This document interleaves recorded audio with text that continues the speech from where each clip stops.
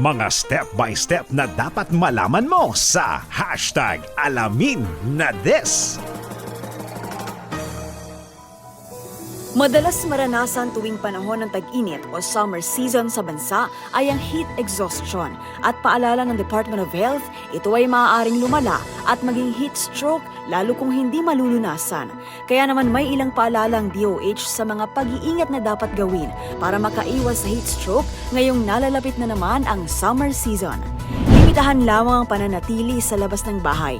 Inirerekomenda na lumabas lamang kapag hindi natirik ang araw. Ugaliing uminom ng maraming tubig. 8 baso nito kada araw ang kailangan ng ating katawan ayon sa DOH. Hanggat maaari ay magsuot lamang ng maninipis at maluwag na damit at light-colored clothes. Iwasan ang pag-inom ng mga inuming may caffeine tulad ng kape at tsaa. Paalala na ang heat stroke ay isang medical emergency. Kung may mga senyales na ang isang tao ay nakakaranas nito, dapat ay mailipat ito sa malilim na lugar o maipasok na sa loob ng bahay.